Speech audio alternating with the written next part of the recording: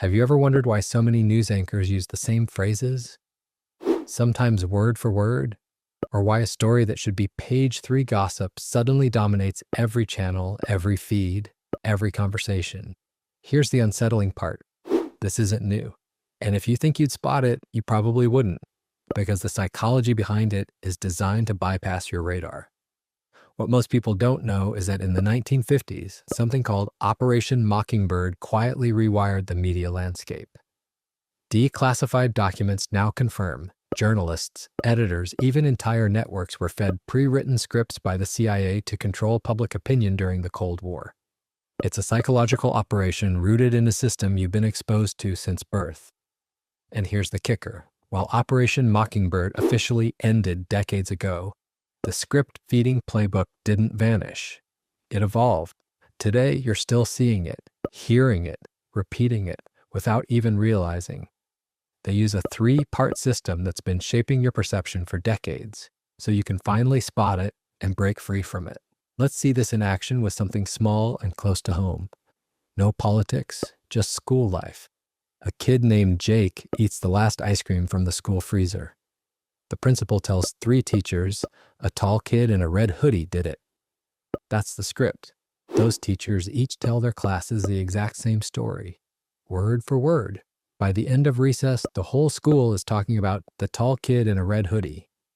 Nobody asks where the story came from, they just repeat it. Students start getting mad. That's not fair. Who steals ice cream? Because they're angry, their brains stop checking facts. No one even notices that no tall kid in a red hoodie even goes to the school. The more kids talk about it, the more everyone believes it must be true. By lunchtime, even the younger kids are saying, "Did you hear about the ice cream thief?" Later, the truth comes out. It was Jake wearing a blue t-shirt. But now most kids still remember the red hoodie version because it was the first story they heard, and they heard it a lot. That little rumor just followed the exact same 3-step Mockingbird formula used in the real world. Step 1, synchronization. Instead of dozens of newsrooms independently deciding what's important, key outlets receive identical talking points. Sometimes they're shared openly via wire services, sometimes quietly through private briefings. The effect? Your feed, your TV, your radio all echo the same tone, language, and facts, creating the illusion of consensus. Step 2, emotional hooking. The first wave of the story is designed to bypass your logic and hit your emotions. Fear, outrage, pride. Why? Because an emotionally engaged brain stops fact-checking and starts defending the first version it heard. Neurologists call this the affect heuristic. You decide based on feeling, then justify with facts later. Step 3, repetition saturation. Once the idea is planted, it's repeated, and repeated until it feels familiar. And here's the dark trick. The brain often mistakes familiarity for truth, a bias called the illusory truth effect. So by the time alternative explanations appear, the mental door is already locked. Psychologists know that the human brain runs on patterns. We crave coherent stories because stories help us feel safe. The CIA, and later, every marketing and political machine that learned from them used this to their advantage. They discovered something called narrative priming.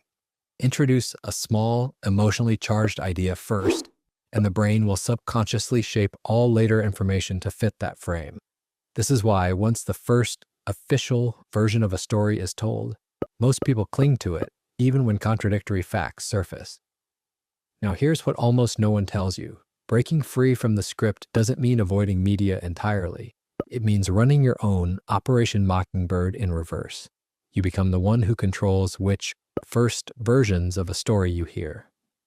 You delay emotional reactions until you've gathered multiple independent sources. You keep a mental list of phrases and frames that feel suspiciously synchronized. And when you start doing that, something eerie happens. You see the pattern everywhere. Suddenly, the breaking news feels less like chaos and more like choreography. You stop being the audience and start being the director of your own mind. Because once you recognize the script, you can choose whether to follow it or write your own. Subscribe for more content like this.